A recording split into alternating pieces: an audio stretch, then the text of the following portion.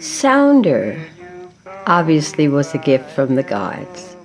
They gave me the script and they asked me to read the role of the school teacher, which I did. So they began to talk to each other about giving me the role, and I said, I don't want the role of school teacher. She's not a challenge to me. I want to play Rebecca. And so they said to me, you're too young, you're too pretty, you're too sexy, you're too this, you're too that. And I said, but I am an actress. Good morning, Rebecca. Come see Nathan. Well, I wish I could, but I can't let you. I don't understand that, Sheffield. Ain't no business except Sunday and holidays. No women folk, no time. You mean tell me I can't see my own husband? I just follow orders. And so they didn't give it to me. They went in search of someone else to play Rebecca. I went home and I started to work on the role of Rebecca. I guess about 6 weeks later, I got a call from my agent saying that I had gotten the role. And so I said, well, when do we start? And he said, aren't you excited? You know, I just told you you have to. I said, no, I always knew it was mine. I was just waiting for them to find out. Let's go to work. Welcome to Burn It Down with Kim Brown. And of course, it wouldn't be right if we didn't start off today's show by paying homage and saying goodbye to our mother, to our grandmother. Actress Cicely Tyson died yesterday at the age of 96. And the reason I played that clip from the Sounder movie is because that was my first, at least, introduction that I can remember to Cicely Tyson. I remember reading Sounder in school, and then we watched the movie. It was an event for us. And, you know, please do your Googles and your IMDb's and go back and observe and absorb Sister Cicely Tyson's complete body of work as much as you can. I know some of y'all youngins out there recognize her. Oh, like, oh, that was the lady from How to Get Away with Murder. That was Viola Davis's mama. Yep, she was in that, but she was in so much more. And she comes from that generation of actors, Ossie Davis, Ruby Dee, James Earl Jones, Sidney Poitier. And her loss is a huge loss for us all. Well, she didn't lose, she passed. We lost because of her passing, but she lived to be 96, y'all. And she looked amazing all the way through her 90s. So we want to say goodbye and bid adieu, safe passage, safe journey to Cicely Tyson. Hey, and I think that's an appropriate way to begin the show because, listen, well, first of all, I see all y'all smiling faces up in the place. Thank you guys so much for tuning in. Thank you to the new viewers that we have joining us from Clickbaity. I was on there the other day with Marcus, Ben, and Mondell. It was a good time had by mostly all. I had a good time. But I know that we got a bunch of new subscribers. So I want to thank the fellas over at Clickbaity for giving me the opportunity to show up. And if you're new and if you're joining us from that Clickbaity crew, the Trap Squad, welcome. Bienvenidos. We're glad to see y'all in the place. But getting back to the top of the show, let off with Cicely Tyson because that is the epitome of black womanness, correct? And while the rest of the world is talking about what's happening on Wall Street and GameStop and Robinhood and all that, I get it. Very important. I unfortunately do not have the range to talk about that. I know my limitations. But what I do want to talk about is something that you guys brought to my attention last week in the chat. Black Magic, was that you who told me to look? You asked me or somebody asked me, did you see what happened in Harlem? And I didn't know what y'all were talking about in terms of, and I'm like, no, what happened in Harlem? Yeah, y'all were like, Kim, go look at what happened in Harlem. So I got busy and I didn't look. Day before yesterday, I was like, right. Everybody said, go look at Harlem. And I swear to God, don't ask me how I missed this shit. Y'all know how I missed it because everything on social media has been talking about Wall Street and GameStop and Robinhood. So when I found that video of what happened to the sister in Harlem, what I had originally planned to talk about for today's show that shit went out the window, y'all. This is extremely important. And if you don't know what I'm talking about, I want you to take a look at this news package. And let me ask Brother Dwayne. Dwayne is joining us again today, guys. 2 days off. So I know y'all have never seen nor actually heard Dwayne's voice, but Dwayne is in the house. So what's up to Dwayne Gladden?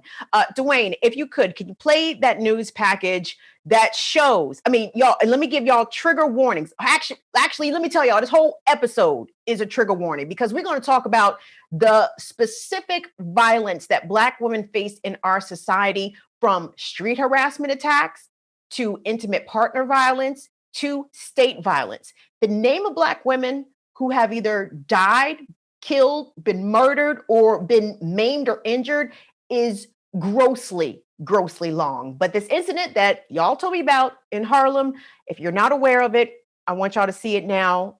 I'm just giving y'all a heads up. It's disturbing. Dwayne, if we could. A brutal attack in Harlem on a woman who was just trying to buy a bottle of wine. She says that it happened after she turned down one man's offer to pay for her. CBS 2's Lisa Rosner spoke exclusively with the victim.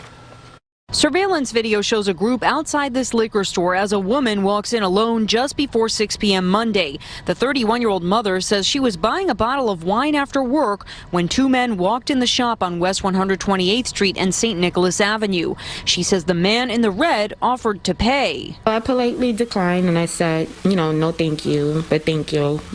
Could pay for it myself. And I got ready to walk out. Before I walk out, he basically said that he felt like I thought that I was better than them. The men followed her out, she says, asking what did she want to do about it. I just asked them, I said, you're seriously trying to fight me? I'm trying to go about my business. She says they chased her across the street, kicking her, and one man actually bit her forehead, leaving deep wounds. She says he tried to bite her eye out. Others kicked her. To bite me and do that, maul me the way that he did, with me screaming and saying that I'm just trying to get my daughter, that's an animal. That's not a person. Witnesses tell me multiple people called 911. The woman was taken to NYC Health and Hospital's Harlem in stable condition. During the attack, she says her iPhone fell on the ground, and when she went to grab it, he pried the phone out my hand. He said, "Give me your phone." She says afterwards someone told her to run because one of the men had done this to someone else before and could come back. The woman, who has not been able to open one eye, says the suspects need to be caught immediately so other people going about their day don't fall prey. In Harlem, Lisa Rosner, CBS 2 News. And police say they are looking for the men involved. Now, as of right now, I don't believe there have been any arrests in this incident. A number of people have put up money for reward leading to the arrest of this and to the rest of these savages. And I mean, I am so reluctant to use those terms when describing Black men, but I can't think of a better term, like savages, animals, beasts. I was so incensed when I first saw that. That's how I decided that this was going to be today's show. Let me bring in my guest today. We are joined with Amorous Ebony. Amorous Ebony is an artist and a radical Black feminist. She is also a multifaceted artist who centers her work around the freedom, expression, and sensuality of Black women and girls. Ebony, you also are part of the Say Her Name coalition. Do I have that right? Yes, you do. Well, I want to thank you. She's joining us today from Baltimore. Amorous Ebony, thank you. Thank you so much for being here. Thank you so much for having me. When my good friend Lisa told me about your show, about your work, I absolutely had to be a part. This is absolutely important, discussing the state of Black women and girls, Black women in films, the non-binary. And I think it's really important for us to talk about this and to continue to make a lot of noise around it. And as your title of your show says, I think we should burn it down and really name what these oppressive systems are, because they want us to die. So thank you for having me. Ebony, thank you. And shout out to friend of the show, Lisa Snowden. Thank you very much, Lisa, for coming through. Yes. But Ebony, so there's a lot to unpack out of that video, right? So the attackers notwithstanding, of course, I was furious and disgusted at those who jumped this Black woman, jumped her in front of a liquor store as she was quite literally minding her business. But the other part of that video that really pissed me off is that nobody jumped in to help her. Nobody jumped in to help her. Nobody. There's a Black woman. If I'm not mistaken, there's a Black woman who, and of course, I never expect for Black women alone to intercede in these situations because it can be triggering and dangerous for us. And again, 3 men on 1 Black woman. If the 3 of them are on her, what's going to happen if I jump in? But there was a Black woman who said that this is not the first time it has happened. This is not the first time it has happened. And rarely ever is it. That situation was not isolated. They've done that before. They've done that in other areas. And they have been abusive for quite some time. They've not been caught. But these types of situations are never isolated. And I want people to know that these situations occur more often than you think it does. This is the first time it's been recorded. But I promise you there are so many more that we have no idea about.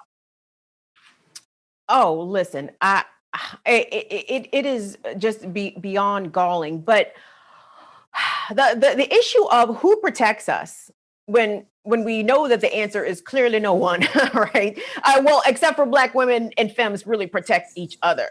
And listen, let me tell my audience here, y'all, I'm not about to get into a men are trash kind of thing, but you got to call a thing sometimes. Period. And the behavior of the men who were attacking that victim and the men who stood by and watched the attack happen, fucking trash.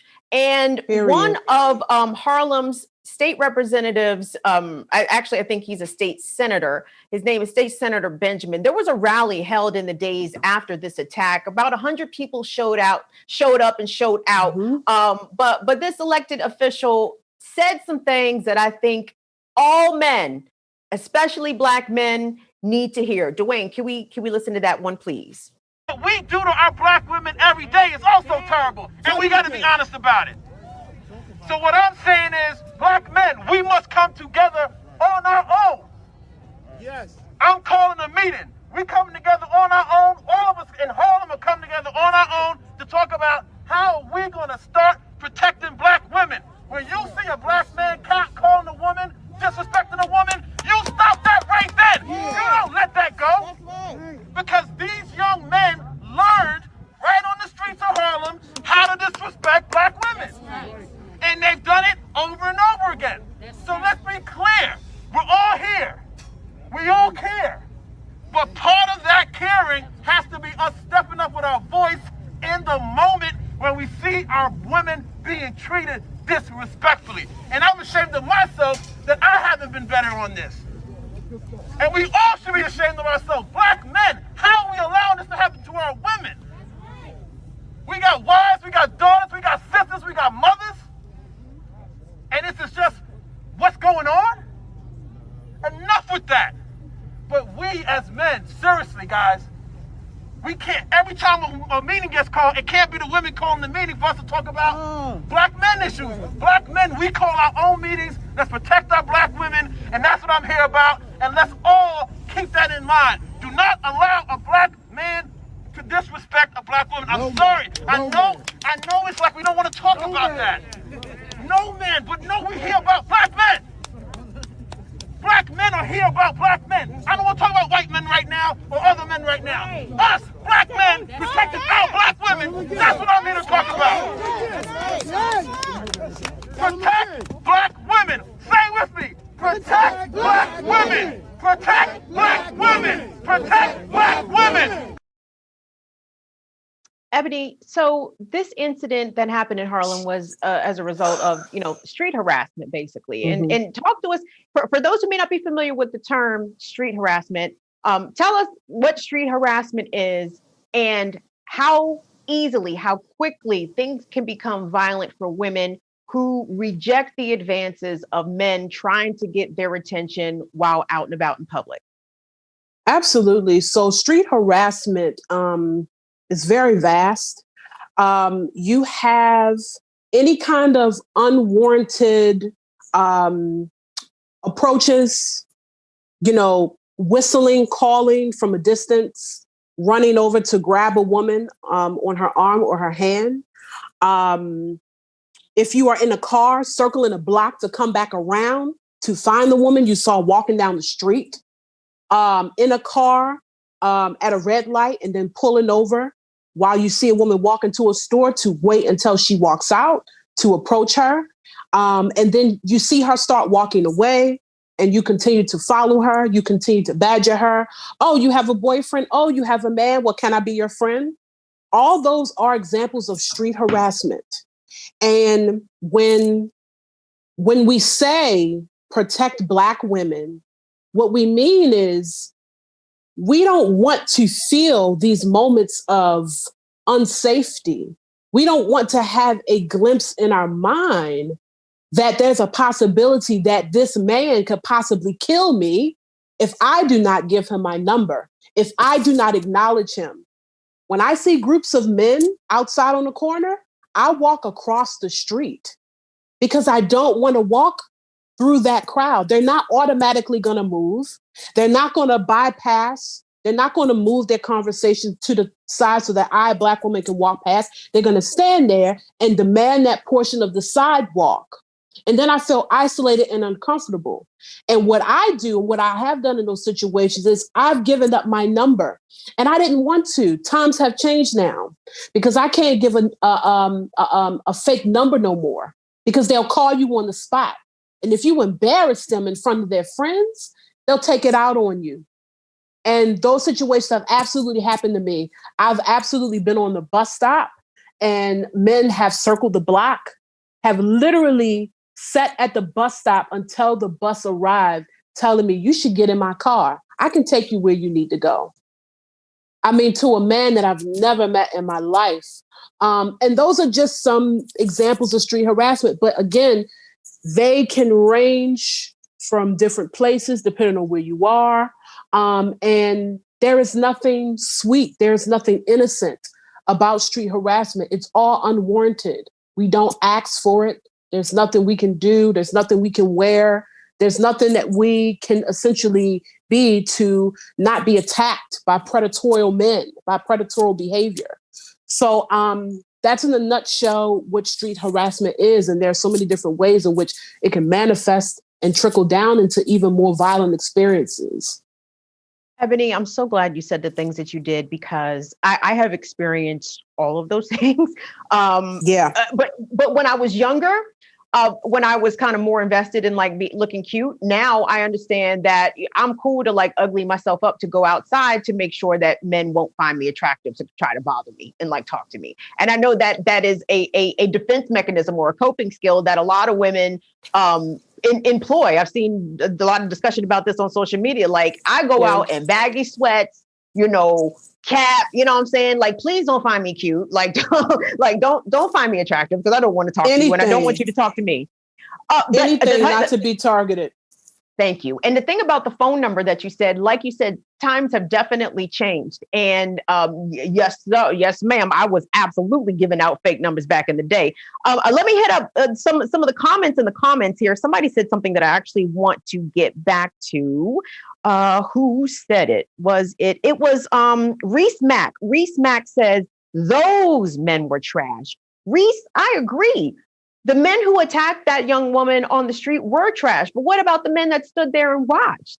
Where is the disconnect come in, Ebony, between what violent men do and men who are just passive observers of either street harassment or flat out violence? Because a lot of the conversations I see in Black spaces on social media, I see this hyper defensive reaction coming from Black men. Oh, well, none of my friends are predators. Oh, none of my friends are rapists. My friends don't. That's so interesting to me. Street. And it's there's a lot of Black women who are survivors of sexual assault and rape, who are survivors of domestic violence. And yet somehow I know lots of them but my brothers don't seem to know no rapists or abusers. Talk to me about that disconnect, if you could. Well, they don't know the abusers because they aren't observant. They are complicit, and they will never admit that they have very much been the culprit of this behavior. There are a lot of Black men that don't understand that you too can unlearn that behavior. There are Black men who have reformed, who have changed, who have gained knowledge and understanding, and they know that there are things that they have done. And it's very scary to interrogate yourself. But when Black men make those comments, it is way too many of y'all to say some. It is way too many of y'all to say a few. It is way too many. It is way too many. And that, and at this point, the same way that you feel small when the police attacks you and the police murders you, we are getting killed and attacked and abused at that same rate from you. There's an article that came out in Baltimore at the top of the year, Baltimore Sun. More Black women have been killed this year due to state interpersonal violence, more than the history. There's a young Black woman, Kayla Wade.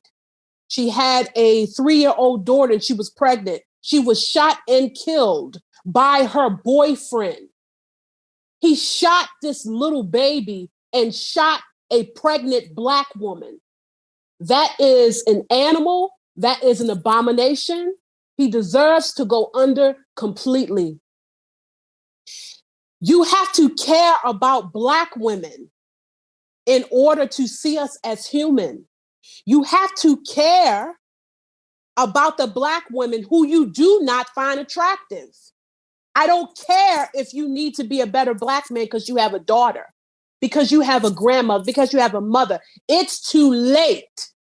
You need to be a better Black woman because our lives depend on it. We die from misogynoir every single day at extremely alarming rates. And I don't want to hear Black men getting defensive because you need to check yourself. All the Black men in my circle protect me and will make sure to get a brother together. I have Black men who I know who don't associate with men who trash talk Black women. That is what I call accountability. Black men, you got to be ready to walk away from your friends, from your family, from anybody that disrespects Black women to that degree. Oluwatoyin Salu was 19 years old. Oh my God. Yep. In Florida. She was 19 years old. And she was on the front lines for George Floyd just to confide in a Black man who murdered and raped her in his house. So I don't want to hear it. We put our lives on the line for you every day. We've been doing it for decades. And I'll stop there because I have more to share, but I want to make sure that we get to the rest of the show. But it's so much work that has to be done. I need you to get over yourself. Remove yourself. It ain't about you. If you're not that Black man, then cool. But there's so many more out there and they need to get together. Thank you. Thank you. And I thank you. Oh my God. Lisa knew what she was doing when she said call Ebony. Thank you. Because listen, again, I know a lot of good brothers. I swear to God, I know plenty of good Black men. And like you said, but I don't know enough brothers who disassociate themselves with brothers who are disrespectful to Black women, Black bitches, or you know what I mean, like, or who are abusive, who are serial cheaters and abuse their women in that way, or who don't care for their children. I mean, more Black men than not obviously do take care of their kids, but yeah.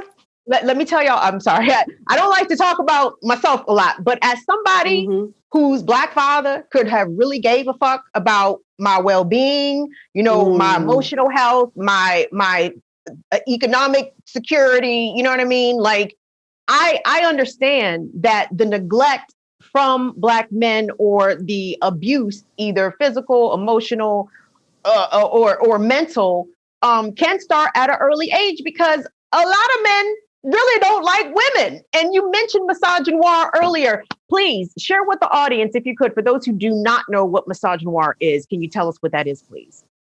Absolutely. So patriarchy is this overall system that in so many ways deems women to be, deems women and literally places women into this box that pretty much does not permit us to be able to have autonomy for ourselves, have agency. It's filled with a lot of respectability, politics, religions, and systems that literally keep women oppressed. Then you have misogynoir, that is misogyny, that is what Black men end up essentially doing to Black women. And let me just make sure I say this, that misogynoir and patriarchy are systems that exist when they are kept alive. Black women can be perpetuators of misogyny as well.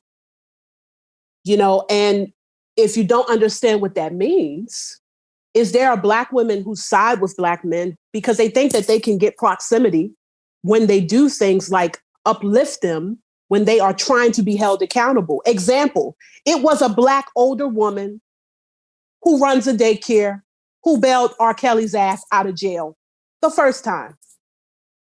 And that's what you call upholding misogyny. She's just as guilty. She's a bystander. She's a rape apologist.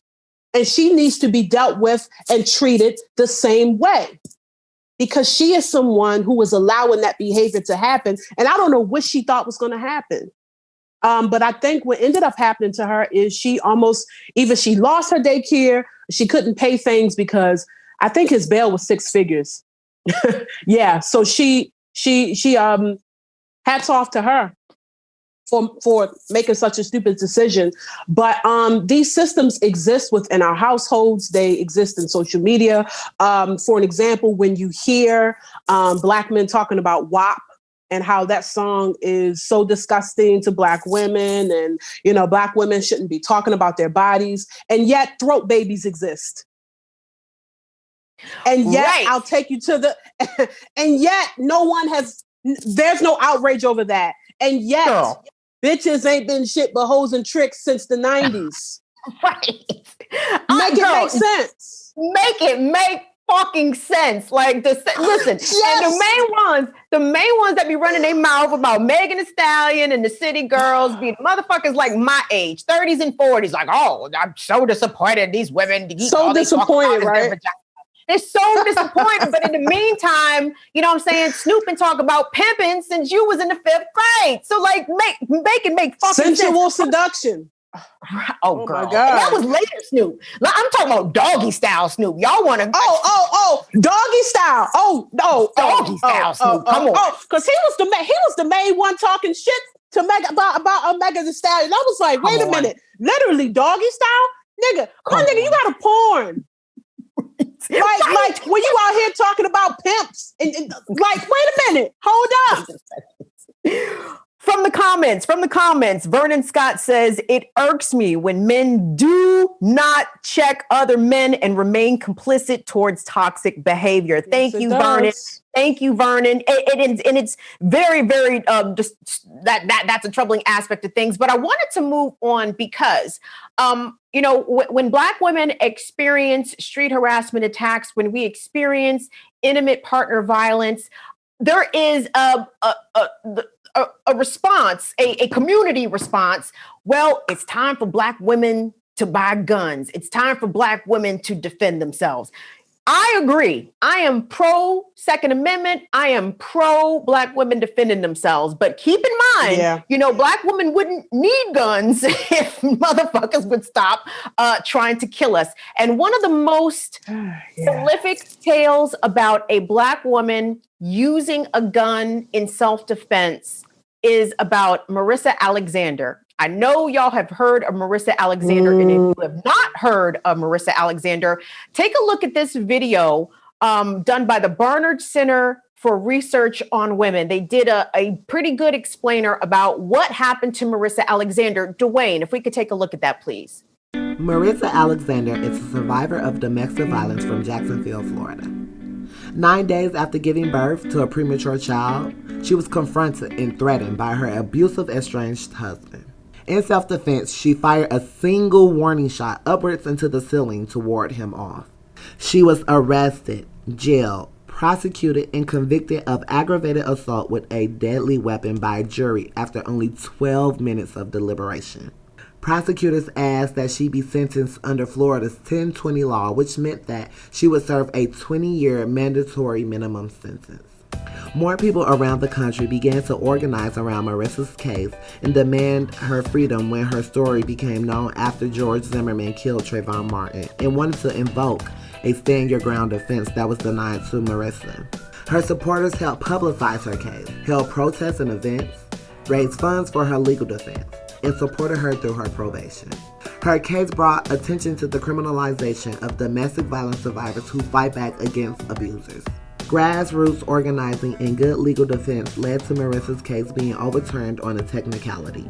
State's attorney Angela Corey decided to retry her case and threatened Marissa with 60 years in prison for defending her life. In November 2014, Marissa accepted a plea deal for time served, plus 65 more days in jail and 2 years of probation under house arrest.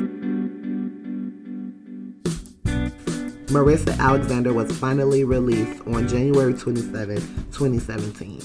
She has founded the Marissa Alexander Project to advocate for other survivors of violence who are criminalized for survival.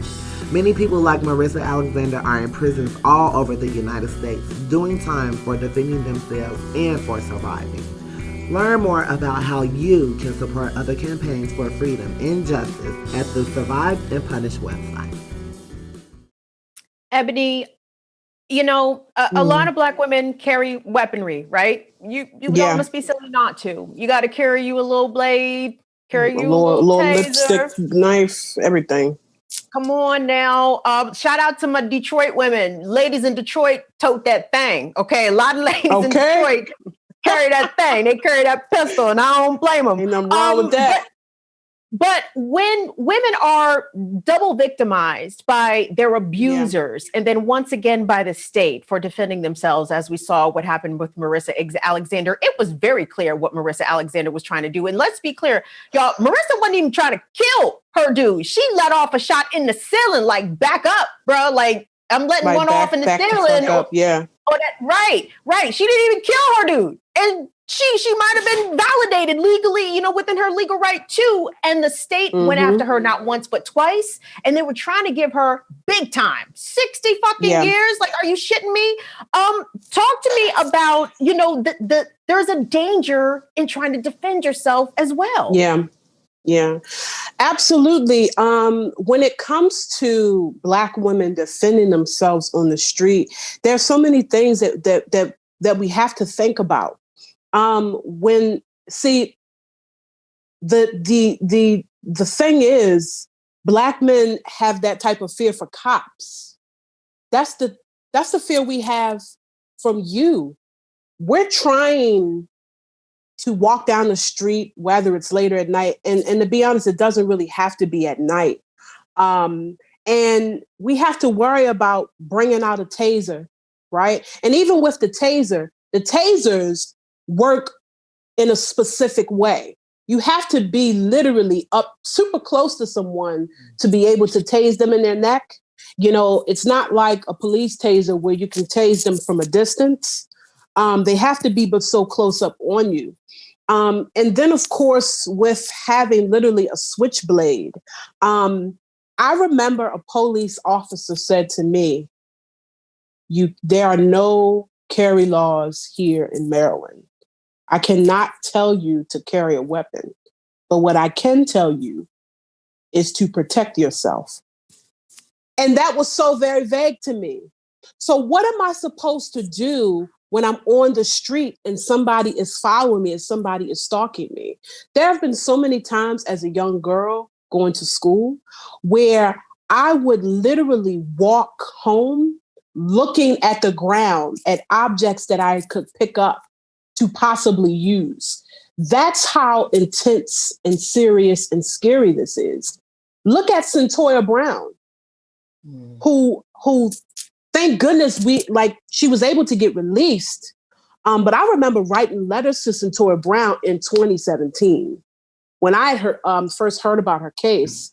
And she was a child at the time where she killed her abuser.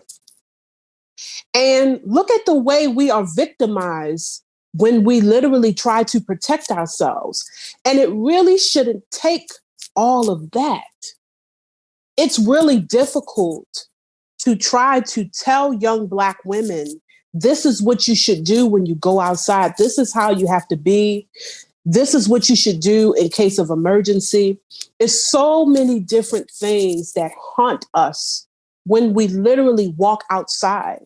A lot of people don't remember this, but New Year's Eve, I forget the year, but there was a Black woman who was at a party, New Year's Eve party, and they were having some type of like cipher rap battle. And I believe she won against the guy. I mean, she's a lyricist and she killed it. Do you know she was followed to her car and set on fire? Where did this happen? Do you remember? Because I'd like to Google that. Genevieve can Google that. Do that. Yeah. I was going to say, if you can Google that, please look it up. I cannot remember where it was. She survived. Thank God. She survived. But it's those horrific types of incidents where we are literally existing and we don't know when we can be targeted. I wanted to just briefly speak to when we say protect Black women, it goes far beyond, those moments of heightened situations on the street or heightened cases of violence. Protect the Black women, that you share space with, emotionally, mentally. It really starts at home. When Black men always say, well, what is it that I can do? You can start with yourself.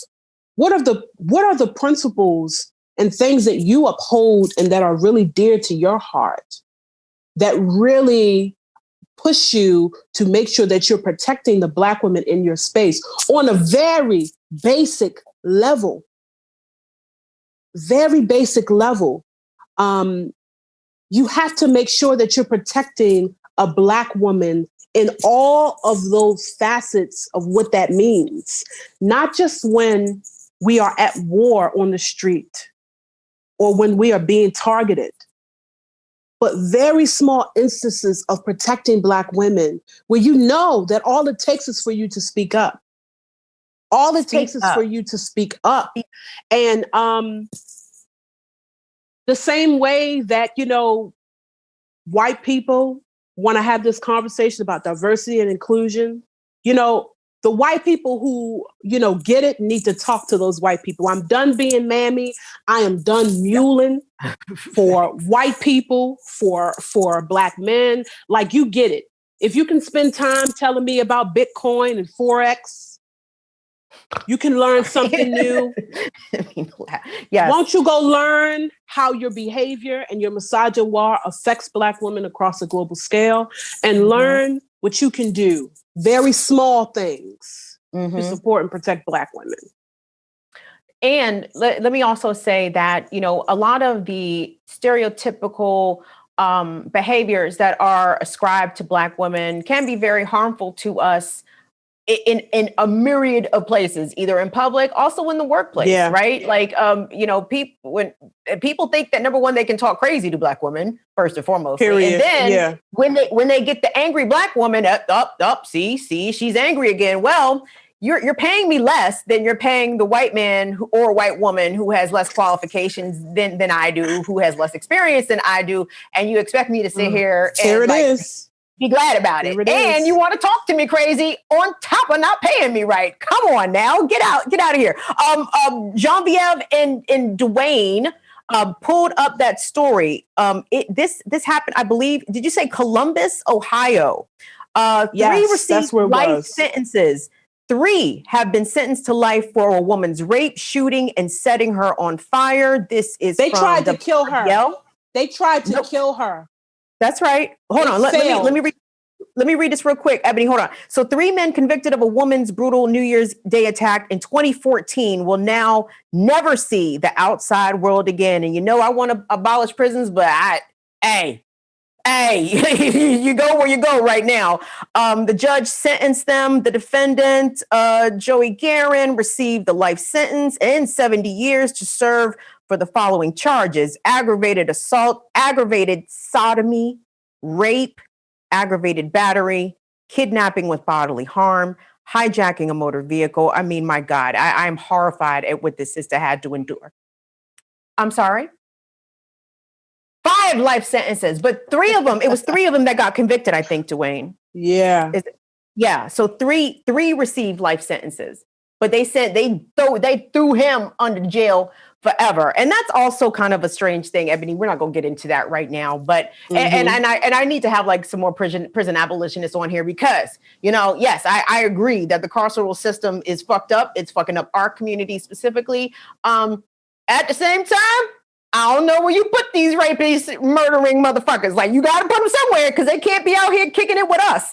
But I wanted to touch on something that you talked about. You talked about how Black women and girls specifically are taught to carry themselves in public from a very young age, right? And that does something to us. That robs us of our innocence. Black children, by the public at large, are perceived to be older than what they are. But something about Black girls and this term about fast girl. Talk to me about fast tail Black girls. Probably not fast or no fast tail at all, but because they look a certain way and their body shape is a certain way, they are assumed to be more sexualized and sexual than they probably actually are. Talk to me about fast. Well, I was one of those girls. I actually got my period at 9 years old, 8.5, 9 years old. So it was very early. I was developed. And I remember numerous occasions trying to give me bigger shirts, bigger skirts, bigger pants. And let me just say, none of that shit worked. There was absolutely nothing that could have prevented the predatory men who were in my space, who were trying to hook up with me, a then 11-year-old girl on a bus stop at Mondawmin Mall coming from KIPP Ujima Village Academy. There was nothing that could stop me. There was nothing sexy about a long, big shirt and a pair of khaki baggy pants with a ponytail with jam and a backpack. There was nothing sexy about me, but these are the minds of predators. Young Black women who are impressionable, maybe they're impressionable, and they see that they can persuade them to do different things. That is the reason why they're interested in them, because they're pedophiles and they're rapists. That's the reason why they're into it. When I hear people say, oh, these little girls are fast. Okay. How does that respond to the men that are pursuing them? Come on. It doesn't matter what young Black women do. It doesn't matter how forward they are. It doesn't matter how, oh, she looks older than she, well, you don't seem young. Oh, well, you're so mature for your age. All of that bullshit, it doesn't matter. It doesn't matter. It is literally about the men that pursue them. These are children. They cannot consent. They're 13, they're 14, they're 15. They're younger than 13. And they are literally existing in this world. It is so very sad to me when I hear these types of conversations, because it really lets me know that niggas is not getting free no time soon. We're not getting free no time soon, because all you all want to do is make little Black women and make little girls and Black women become the center of your pedophilic behavior, when it's actually you need to do the sitting down. You need to have the interrogation done. You need to go to the therapy. These young Black girls are trying to exist. We're out here trying to exist. And I feel very sorry the same way because young Black boys have to experience it on a different level. You know, and I always bring up this example. Why was Little Bow Wow having music videos with grown-ass women gyrating on him? Why was that okay?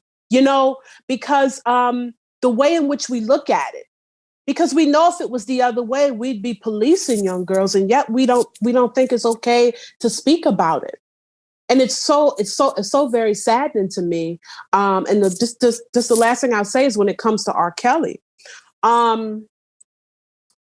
believe I read an article where Beyonce's father made a comment. He said that when Destiny's Child first came out and they were popping, R. Kelly reached out to him to do a studio session. He asked, could he have them in the studio? But he said it had to be an overnight studio session. Matthew Knowles declined. He said he declined because of what he had heard. That's a very specific piece of information right there.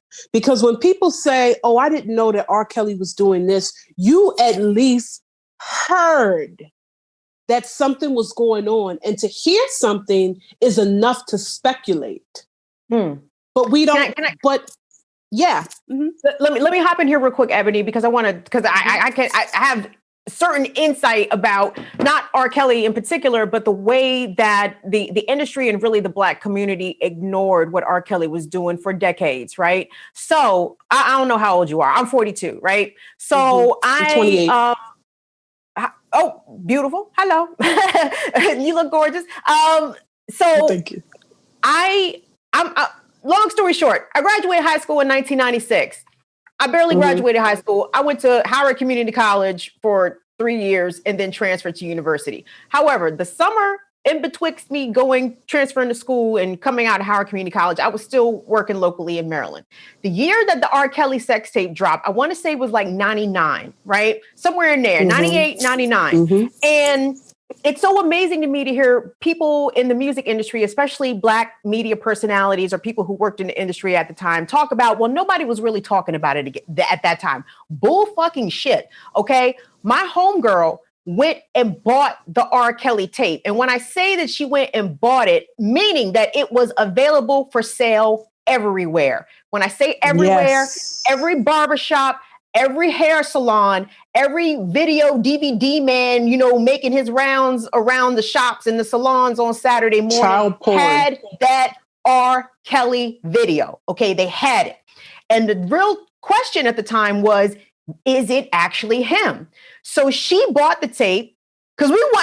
Kelly was big shit to us in 1998, 1999. Yeah. And so she bought the tape and we watched it, and it was almost like watching a snuff film.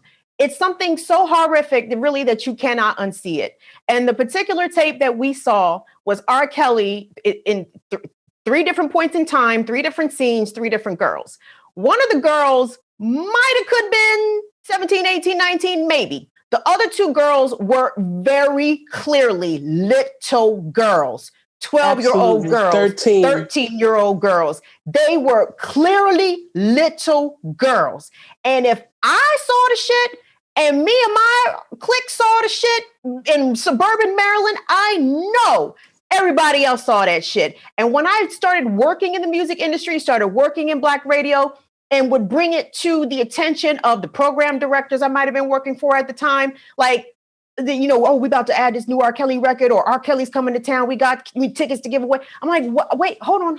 Why are y'all still dealing with R. Kelly? Like, did y'all see the tape? Oh man, that wasn't R. Kelly, or them girls wanted it. I'm sorry. A 13-year-old girl did not want it from a 29-year-old, 30-plus-year-old man. Like, fuck that shit. But the way that his behavior was just so freely excused at the expense of Black women, that showed me early on. I was 22, 23 years old, just getting started in radio. I said, oh, like, y'all really don't give a fuck. And mind you, period. Black women, for urban outlets, for Black radio outlets specifically, Black women are the target demographic. Like, just for y'all to know, Absolutely. they want Black women's money specifically because we work. And I mean, I'm not saying brothers don't work, yeah. but I'm saying like that's who Black radio is targeted at. That's who the advertisers, the people who are buying ad time on radio stations, they want Black women's money. And the fact that the people who were running Black radio at the time could give a fuck that there was a whole ass pedophile at the top of the charts. I mean, that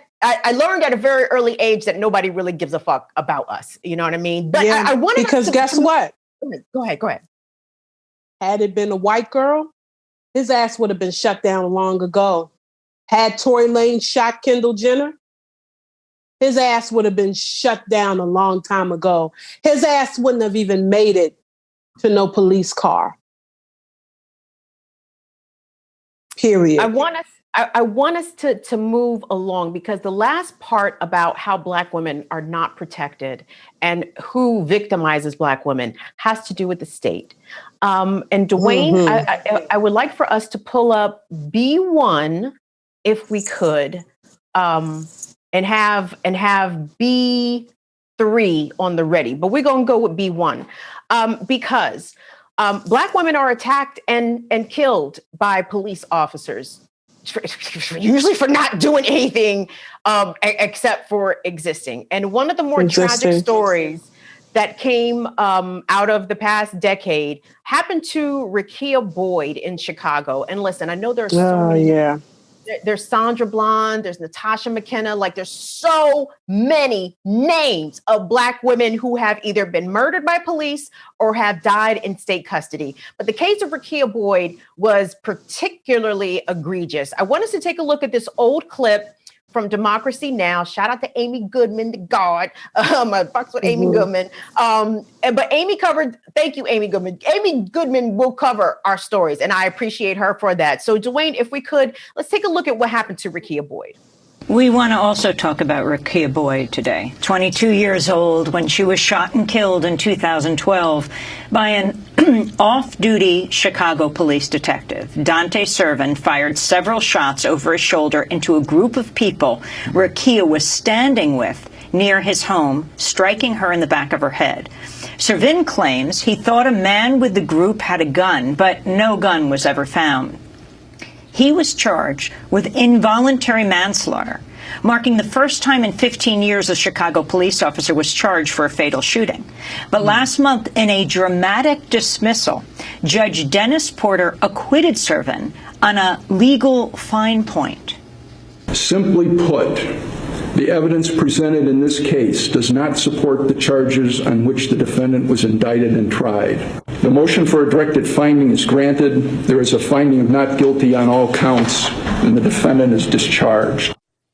Speaking from the bench, Porter suggested prosecutors should have charged Servin with murder after Servin was acquitted for killing Rekia Boyd. Her mother, Angela Helton, responded to claim Servin had feared for his life and did not intentionally kill her daughter. This man is known around the area that he lives. The day before my daughter got shot and killed, he asked some of the residents, what do I have to do here to get some peace? Shoot a blankety blank black. So, and that's what he did the next day. So I want to give you guys an update on that story. So according to, this is WTTW as of 2019. So what happened was Dante Servin was found not guilty, as you heard, of involuntary manslaughter, but he was attempting to get his record expunged. Okay, so I'm going to read you this quote here from, I think this is one of the judges, Judge Leroy K. Martin Jr. said that just because Servin was found not guilty of involuntary manslaughter, that, quote, does not make one innocent, end quote. He based his ruling on the evidence prosecutors presented in the case in 2015 and the fact that the trial judge felt that these facts better align with first-degree murder. So he was trying to get it off of his record that he had even been charged. That expungement request was denied. And before I even gonna let you react to that, Ebony, Dwayne, I want us to take a look at B3, because again, like I mentioned, there's a lot of Black women who have been killed by police.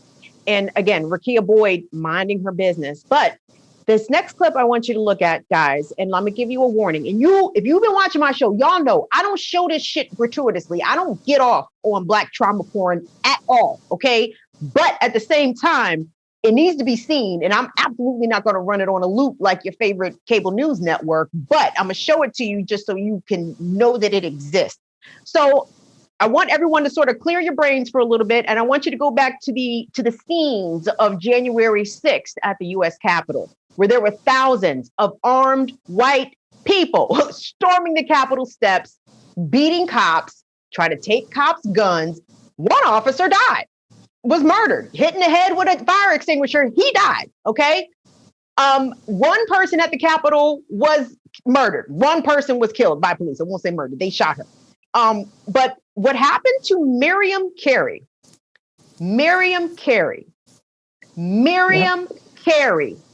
during the Obama administration, this young woman was traveling to DC.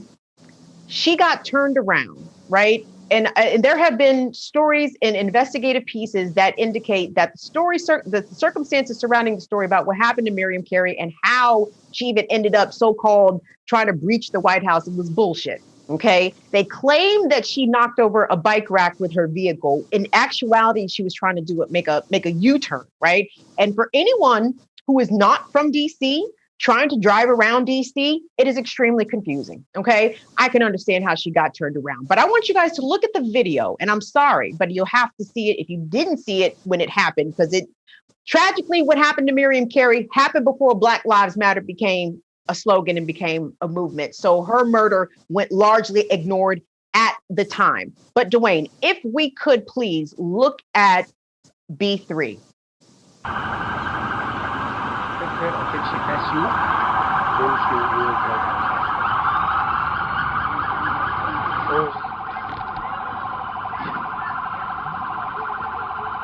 Oh.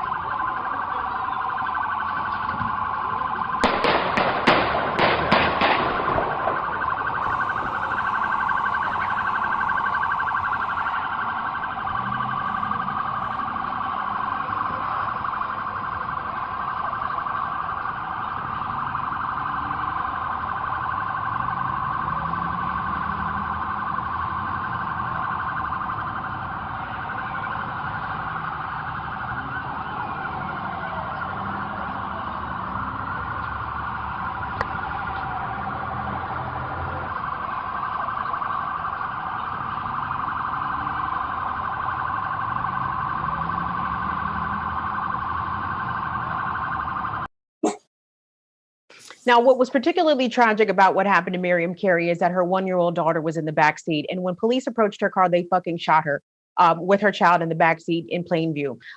Now, what happened with the, I'm going to call it an investigation because it wasn't no fucking investigation. The police, the U.S. Secret Service, U.S. Capitol Police, them same sons of bitches who opened up the gates for the insurrectionists, they covered up for each other. No one was ever held accountable for Miriam Carey's murder. And I want y'all to remember this. Like, y'all want to know why I be so hard on Obama sometimes? Because that shit happened under Barack Obama's watch. Eric Holder was still the attorney general. And so don't tell me for a fucking second that Democrats, or especially Black Democrats, certain of them, the higher up they go, the less they seem to give a shit about Black people. But they allowed that. Obama could have stepped in. Eric Holder could have stepped in. They sided with the cops. Fuck Obama. Fuck Eric Holder. Ebony, do you remember what happened to Miriam Carey? Do you remember this incident? And juxtapose what we just witnessed with Miriam Carey being brutally murdered. The police were shooting at her on the street, which is wholly against police protocol. You're not supposed to fire at a moving car in the middle of downtown fucking Washington. But juxtapose that versus what we saw armed white supremacists was allowed to get away with at the U.S. Capitol 3 weeks ago. I have absolutely no hope in politicians in this system because we are required to die. We are required to die. You know, Obama came and people thought, oh, happy day. But what people have to understand is that they don't give a shit about us poor Black people. They're not here for us. Their interest is to serve the people who are on their level. They are not trying to serve us. This is why the conditions of our people continues to worsen. When George W. Bush responded poorly to New Orleans, it was because Black people are not centered. They wanted us to die. We are required to die. Even white poor people have an advantage over us. Even white poor people have an advantage over us, who are ignorant, who also can use literally nothing but their whiteness to be in proximity with Trump and the rest of them. We are required to die. And what I want people to understand about that is when you see those type of images on television, that was triggering for Black people because that is the same type of mob-like behavior that went after our ancestors. That was traumatic for us because none of them experienced the horrendous terror that the Black Lives Movement, who has since been hijacked and is completely different than what it was supposed to be when it first began. We don't experience that same type of, they don't experience the same type of terror and trauma that we do when we go out,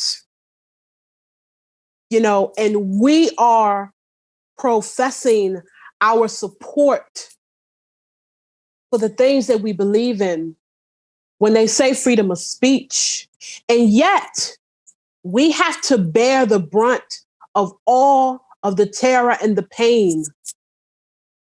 I was in Baltimore, right in the center of the Freddie Gray uprising. And I absolutely remember leaving the barbershop at Mondawmin Mall when I witnessed police officers telling children, get the fuck off the bus. They had just pulled into Mondawmin Mall. Get the fuck off the bus. They were isolating those children. They wanted those children to die. What you saw in that video with Miriam Carey, they wanted her to die. That's why they were shooting. They didn't have to shoot because I've seen white people go on wild chases. I've seen white people with rifles. I've seen white people with guns and not be brutally shut down. I've seen Black people with their hands up. They wanted Miriam Carey to die that day. And this is what I want people to understand. It had nothing, there was nothing she could have done. There was nothing she could have said. What are we going to do about 7-year-old Aiyana Stanley Jones, who was asleep on the couch? Sleep. Mm-hmm. This is why we want an end to no-knock search warrants. Because they shoot first and ask questions later. This is nothing short of what they did to Fred Hampton. They wanted him to die. While his pregnant Black wife lay next to him, they wanted them to die. And they want us to die. And I want people to know that it's war on us. It's war on our Black skin, on our Black body. And there is absolutely nothing that we can do to prevent that. What's really important for us is to know that in these times of extreme terror, we need to get educated on what we must do as a people. I don't want to have to keep going through this shit because my important piece is to divest for Black women, to focus on our self-preservation, to focus on those Black folks who want to uplift and heal us. I'm not focusing on the people who want to cause us harm, but for Black women to focus on the root of what makes us who we are, and for us to excel and to exceed in our lives and really spend time with the people who absolutely and genuinely love and care about us. But they require us to die. The people that require us to die, it's war on them. And people hate when I say it, but them niggas gotta go. Harriet Tubman killed niggas. Sorry, I didn't mean to laugh, but she did. Oh no, because that's what the fuck needed to be done. Like, and hey. you know, and they're gonna have to. Some of them gonna have to go to sleep for good, girl.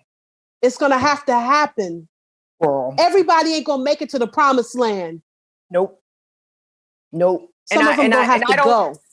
And I don't weep for abusers. You know what I mean? Like, I don't. Like, if you are imparting harm on Black children, Black women, fuck you, dog. Like, fuck you.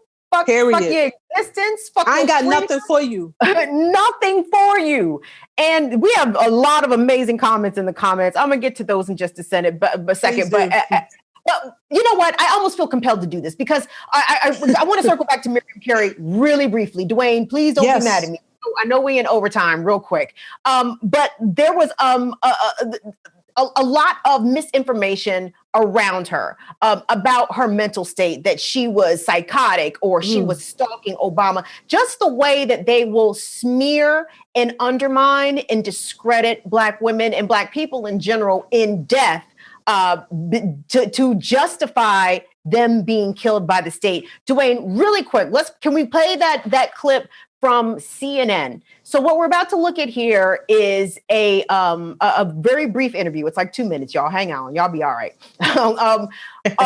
of Erin, whatever the fuck her name is, on CNN, talking to one of Miriam Carey's neighbors. And because this neighbor was a Black woman, I put a lot of credibility in what she had to say. But just be observant of how Erin, whatever the fuck her name is, on CNN was framing her questions and trying to paint Miriam in a certain light. Dwayne, can we look at that, please? To Miriam Carey. You were a next door neighbor for 4 years. Yes. You know, when she moved in, you talked to her extensively and you saw her every day. What was she like? You know, when Deb talks about these diagnoses for postpartum psychosis or bipolar disorder or schizophrenia, did you see any of that? There was absolutely no indication that there were any mental health issues with Miriam from my perspective. Like you said, I saw her daily. She was a very doting, caring mother for her little girl. Our exchanges were brief, but you know, she was always very pleasant, very personable. And talk a little bit about the girl, because you did see her with the little girl, Yes. sometimes with her boyfriend Yes, as well. correct. I mean, obviously you're looking at that from, you know, you never know what's going on in someone's relationship. Absolutely. But what was your impression? My impression was that she was a young woman who was just starting a family, and that she was a hard worker. I would often see her in her scrubs, coming to and from work, and that she was just trying to make a living for herself, just like everyone else. Now, there was one incident earlier this summer that she told you about her tires being slashed or something. Yes, there was an incident that I observed actually this summer. I was coming out of my building to go to work, and Miriam was there with an officer, and she said to me, you know, can you believe this happened? And I said, what? And she told me that her tires had been removed from her vehicle and was left on milk cartons or milk crates. And she was, you know, upset about it, as anyone would be if their tires are missing in the morning. But the only odd thing about it was that hers was the only car in the entire parking lot that had any mischief done to it. Right, so it's you know, unclear whether there was some other relationship you know about or something else, right? You don't know. But I mean, she did report the incident to the police, and she was standing there outside. It was earlier this spring with her baby. And you know, she just, like I said, seems just like a regular person. A regular young woman, as you said, working hard, starting a family. Yes. Fuck CNN. Let me just say that. I pulled that goddamn clip, and just to watch it again just made me mad all over again. Ebony, we are way into overtime, but before we say goodbye, I'm gonna let you get the last word. But first of all, thank you so much for making some time to be with us. But I'm gonna let you get the last word in here before I let you go. No, and again, I just want to thank you for your work. This is so very important. This is my life's work. Tomorrow, I just want folks to follow at the Say Her Name Coalition on Instagram. You can also follow me at Amorous Ebony. We are having a free workshop for centering Black LGBTQIA+ survivors of intimate violence. And it is going to be led by a powerhouse. Their name is Sean V. They will be doing this talk on Zoom. It is completely free. You just need to go to the profile, and the link is in the bio. I just want to thank you for, again, your work, for taking time out to have me here. Absolutely enjoyed it. And I think it's really important for us to continue to talk about this. And I totally adore the work that you're doing. And I'm really thankful for you and your team. And just many blessings and just energy, good energy and vibes. You are literally doing the work that will sustain us and carry us forward. The work of our founding foremothers, Audre Lorde, Sonia Sanchez, Angela Davis, Assata Shakur, so many. You are doing this work, and nothing but resilience and persistence, because it is hard. It is hard work. No one knows that like us. And I pour into you. I love you. And I'm so happy that we had this moment. Thank you, Ebony. I really appreciate that. And actually, I mean, really, the credit goes to activists and organizers like yourself, girl. I just sit here, look in the camera and talk shit. Okay. Like, I mean, what I do is not hard. Like, what y'all do is hard. So really, all praises due to the sisters, to the femmes, to the women who are out here doing this. You all give it up. We have been joined with Amorous Ebony. Ebony She's a multifaceted artist and radical Black feminist who centers her work around the freedom, expression, and sensuality of Black women and girls. Ebony, we'd love to have you back here sometime because you are awesome. I would love to be back. So much. Is it by chance a way we can hear the comments? I know you were saying we had some. Oh, well, yeah. Just don't hang up. Just don't hang up. You good. Just don't hang up. I'm about to read them off because Jean-Vieve has been throwing them out these comments. There's comments everywhere. Hold on. We got comments out the yin yang. Come on. I needed to turn over. How come it's not turning around? God damn it. Sorry. Shut up, Dwayne. Okay, listen. Dwayne shut up, Dwayne. Mind your business. Okay, AI Unique says, I remember the pigs body slamming 13-year-old Black girls on the concrete when I was in middle school. AI Unique, or is that Al Unique? Where was that, Al? Or AI? Tell us where you experienced that. Yes, the police are fucking whole pieces of shit. And don't look at our children as children, and will abuse them. Dr. Claw 77, what's up, Dr. Claw? I hope you're not mad. We was beefing on Twitter for a second. They say, right, they did Ayanna like that, like they did Breonna. Exactly. I mean, there were so many parallels between what happened to Ayanna Stanley in Detroit. And if you don't know what happened to her, please Google it. Ayanna Stanley, 7 years old, Detroit, no-knock warrant. The police, I think it was flashbangs or something to that effect, and it landed on her and she died. Donna B, who is Al, he's in North Miami. They was body slamming kids on the ground. I'm sure they were. And if they was immigrant children, I'm sure it was even worse than that. Donna B says that they only care about Black Americans during voting sessions. Donna, come on. Listen. Somebody was trying to talk to me about Joe Biden. Oh man. Listen, don't cheerlead for Joe Biden in proximity to me. Somebody was talking to me about Joe Biden restoring the consent decrees. Baltimore, Maryland, will you please tell the rest of the nation about what the validity of the Department of Justice consent decrees are? It is nothing but a piece of paper you might as well wipe your ass with, because Baltimore police were showing their whole ass with Department of Justice investigators riding with them, okay? They were still doing illegal shit, blatantly violating people's civil rights while the Department of Justice investigators were observing them. So your consent decrees don't mean a goddamn thing if you're not going to shit. No mean shit. Nestor Gonzalez. If you remember, I just wanted to really quickly say, go ahead. If you know that the Department of Justice, the report that came out, it revealed so many injustices, inconsistencies, how there were maintenance men who were sexually assaulting and raping the women whose whose homes they were supposed to be fixing. They were supposed to be fixing their pipes and the things going on wrong with their house, but they were soliciting them for sex. Here in Baltimore. Mm-hmm. Here right in Baltimore. So incredible. Nestor Gonzalez says, see cops go after innocent people, but they can't find criminals. Exactly. That's why we need to defund and abolish the police, because these motherfuckers do not keep us safe. Vernon Scott. Oh, we already read Vernon Scott's comment. I'm sure I'm missing a couple of these. Jean-Vieve, thank you so much for working so hard on these comments. What does this one say? BVJINC, BV Jink. I don't know. Ebony and Kim burning it down. You goddamn right. Because guess what? Listen. When I was on another show this week, and shout out to everyone who's joining us today from Clickbaity. Shout out to Ben, Marcus, and Mondale. But some people had some issue with my language, and guess what? I don't give a fuck, and I'm gonna tell you why. I don't give a fuck, because guess what? In this country, I am not protected. I am not compensated, and I am not. I got to take care of me out here. So guess what? If I'm dolo out here, I'm going to say what the fuck I want to say, and I'm going to say it exactly the way I want to say it. So if respectability is your angle, you are in the wrong place. Let me assure you. Get the fuck out of here with that. I'm allowed to be angry, sexy, horny, excited, all of it. Thank you, Ebony. You guys, that's Amorous Ebony. My name is Kim Brown. Thank you so much.